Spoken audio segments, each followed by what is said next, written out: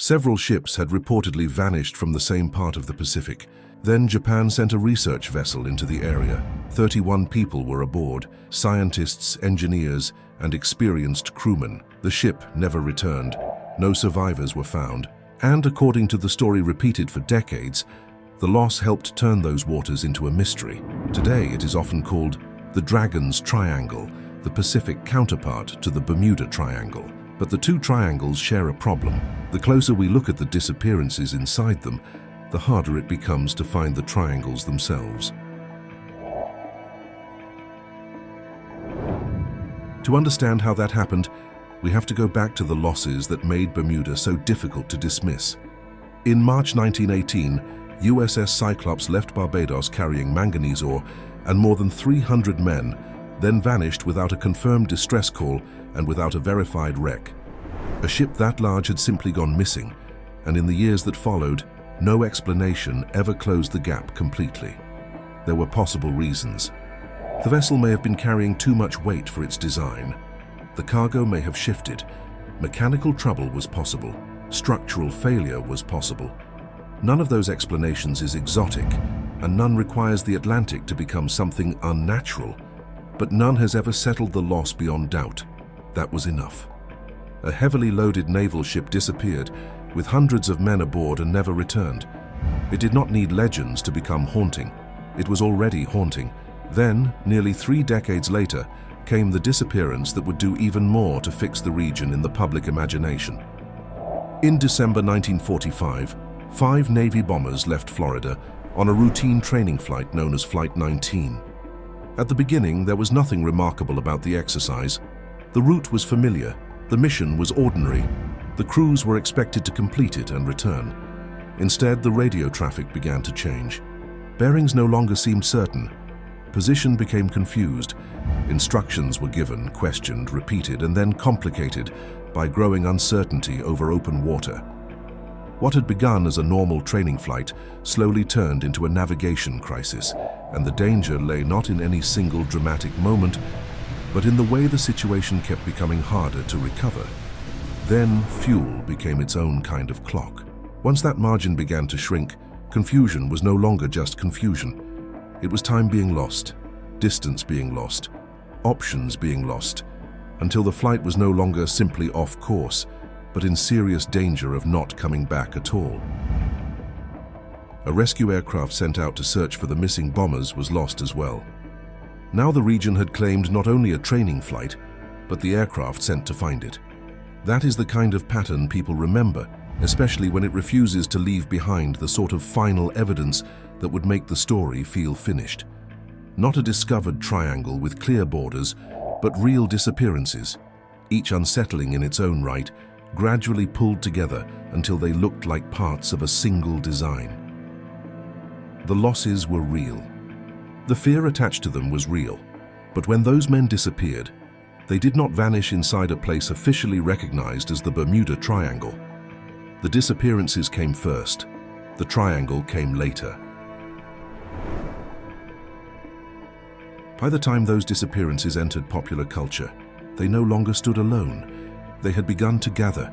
A missing collier in 1918, a lost training flight in 1945, a rescue aircraft gone after it, each case separate in date, circumstance, and likely cause, but all carrying the same thing that keeps certain disasters alive long after the event itself has passed. No clear ending, no final reconstruction, no answer strong enough to close the story completely. That made them easy to place beside one another. Once that happened, the Atlantic no longer looked like a stretch of ocean in which difficult losses had occurred from time to time. It began to look like a setting, a region with its own logic, a place where disappearances seemed less like separate tragedies and more like evidence. That transformation did not happen because some official body first identified a strange zone and then waited for ships and aircraft to vanish inside it. It happened in reverse. The losses were already there. The pattern was built around them. Even then, the map never held still. Depending on the writer, the Bermuda Triangle could take in different points of ocean and exclude others just as easily. Some versions stretched from Florida to Bermuda to Puerto Rico. Others treated the borders more loosely. Cases that seemed essential in one account sat awkwardly outside another, while incidents far apart in time and circumstance could still be made to look connected once they were placed inside the same outline on a map. A boundary that keeps shifting does not behave like a discovered fact. It behaves like a story trying to hold itself together. None of this meant the Atlantic was harmless. It was and is one of the busiest bodies of water in the world, crossed constantly by ships and aircraft, exposed to storms, sudden weather changes, strong currents, reefs and deep water that can make recovery extraordinarily difficult.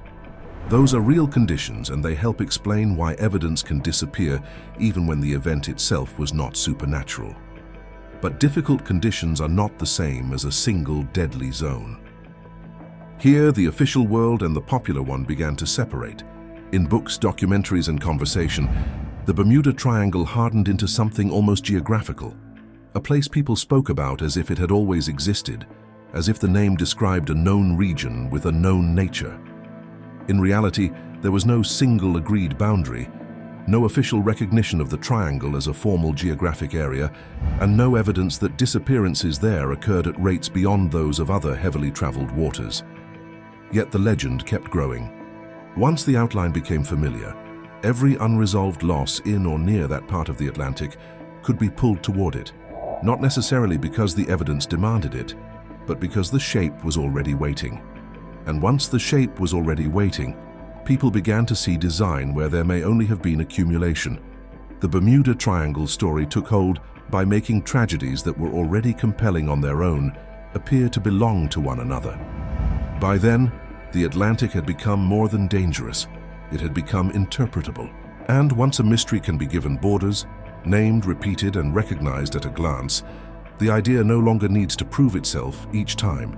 It begins to travel on its own, which raises the next question.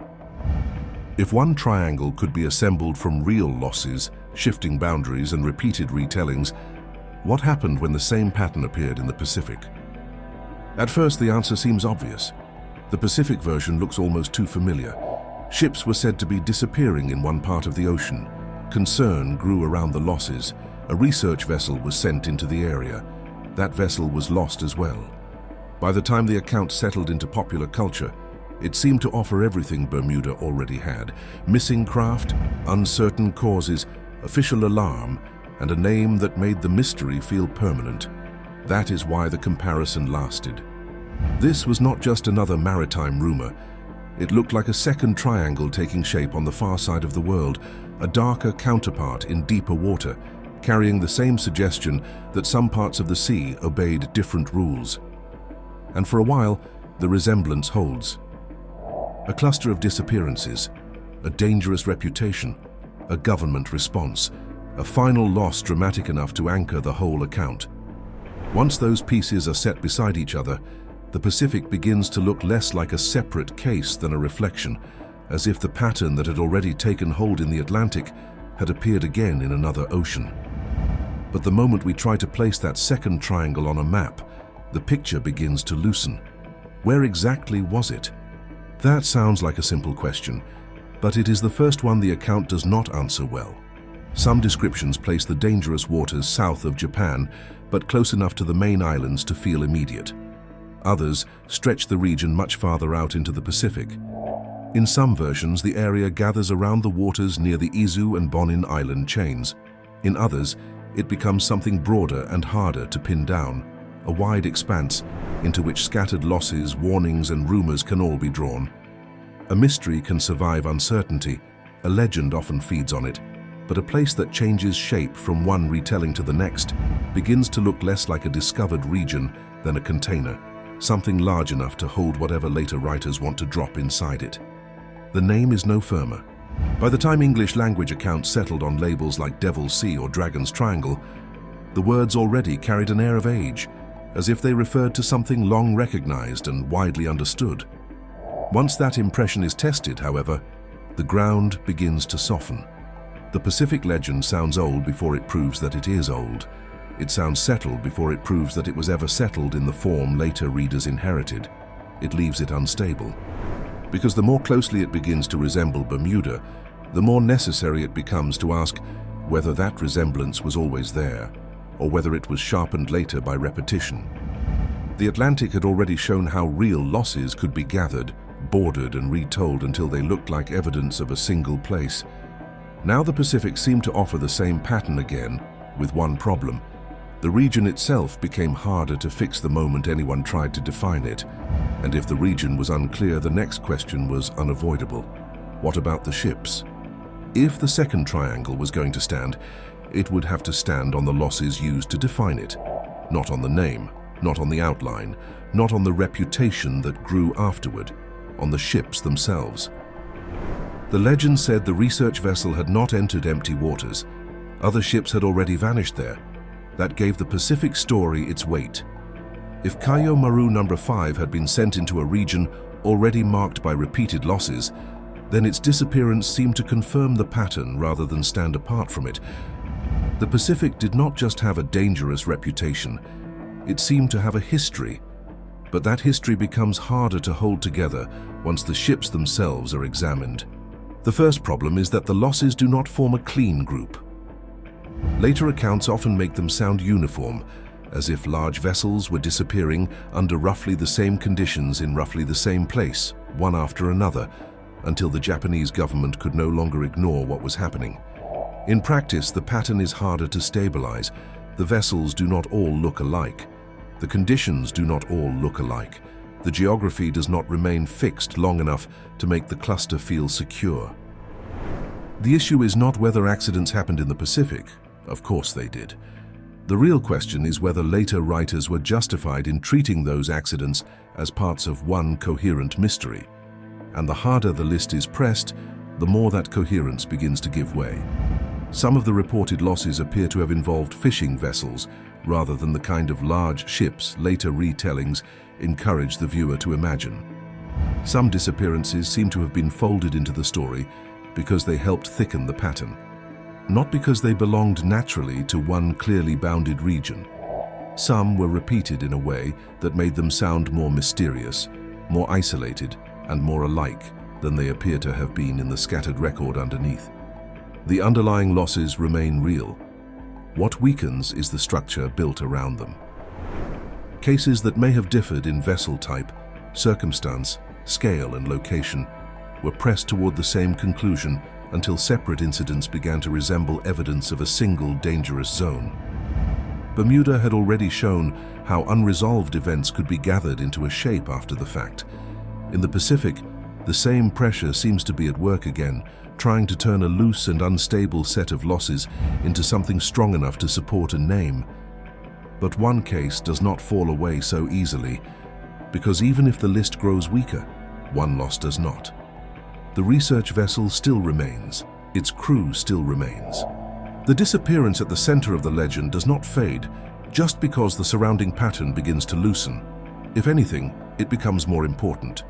Strip away the unstable outline, the repeated claims, the broad reputation, and the question only narrows further. Why was Kaiyō Maru No. 5 there at all? What was it sent to investigate? And what happened in those waters that day? That is where the Pacific mystery stops being a list and becomes a single case. Kaiyō Maru No. 5 was not a rumor, not a blurred story passed from one retelling to another, but a real Japanese survey vessel lost in 1952 with 31 people aboard, among them scientists, engineers, and experienced crewmen.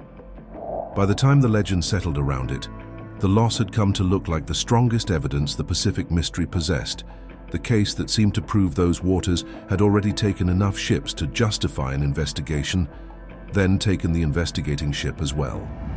Before Kaiyō Maru disappeared, something violent had already happened south of Tokyo.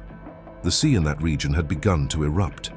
A new volcanic feature had broken the surface.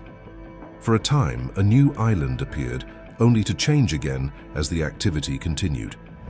The water was not simply dangerous in the abstract, it was unstable in the most literal sense. The seafloor itself was in motion. That was what drew the ship there. Not rumors of vanishing vessels, not a recognized triangle, not an official descent into some Pacific counterpart of Bermuda. Kaiyō Maru No. 5 had been sent to investigate Myojin Shoal. an active submarine volcano. The research vessel did not sail into those waters because Japan believed it had found a supernatural zone. It sailed there because a real geological event was unfolding, unusual and dangerous enough to demand observation. The ship carried the kind of people who would be sent toward such a site precisely because understanding it mattered. Then the vessel was lost. Contact ended. The ship did not return. Later, scientific work pointed toward a violent explosion associated with the volcano, strong enough to destroy the vessel and kill everyone aboard. The exact final seconds were never witnessed directly, but the broader outline is not mysterious in the way the legend later made it sound. Kaiyō Maru had approached an erupting submarine volcano, and the evidence points toward the eruption itself as the cause of the disaster. That does not make the event smaller. The ship was lost. 31 people died. Scientists and crew moved toward something rare and dangerous because they were trying to understand it, and the sea answered with a force far more violent than the later legend needed to admit. The paranormal version flattened the event into a pattern. The truth restores its scale. Kaiyō Maru No. 5 did disappear, but the mystery later attached to it removed the very reason it was there. Myojin-sho was not just a point on a map. It was an erupting submarine volcano, unstable enough to force new material above the surface, then alter it again almost immediately. For a time, a new island appeared. Then, the same violence that created it began to undo it. That is the kind of danger Kaiyō Maru had approached. Not an ordinary stretch of open water, but a site where the sea itself could become part of the eruption. Magma forcing upward through seawater could drive explosions of steam, ash, rock and water with enormous force. The surface could heave, debris could spread. What looked from a distance like a place to observe could in very little time become a place no nearby vessel could survive. That reality is more important than the legend built over it. The danger was specific. It belonged to one erupting site in one volcanic chain south of Tokyo, not to a vast supernatural triangle stretching across the Pacific. What later retellings added was not the catastrophe itself, but a different frame for understanding it. Not what killed the ship, but what the disaster was made to mean afterward. And once that happened, the comparison almost wrote itself. Two oceans, two triangles, two clusters of disappearances, two regions said to swallow ships and aircraft without giving much back. From a distance, the resemblance felt strong enough to explain itself. And the resemblance was not entirely false. Both accounts grew around real losses, uncertainty, and repetition. But they did not survive scrutiny in the same way. In the Atlantic, the disappearances were real, the conditions were real, and the fear attached to them was real. What proved harder to find was the triangle itself. The shape never settled. The boundaries never held. The legend was built afterward, gathering separate losses into a pattern that seemed more stable than the evidence beneath it. In the Pacific, the regional legend was weaker still. The outline shifted. The name carried more certainty than the record underneath it could easily support. The ship list did not hold together as cleanly as later retellings wanted it to, yet one central disaster kept the whole account alive. Kaiyō Maru No. 5, lost not in a supernatural zone, but near an erupting submarine volcano. That is where the two triangles separate. One was built from unresolved losses gathered inside an unstable border.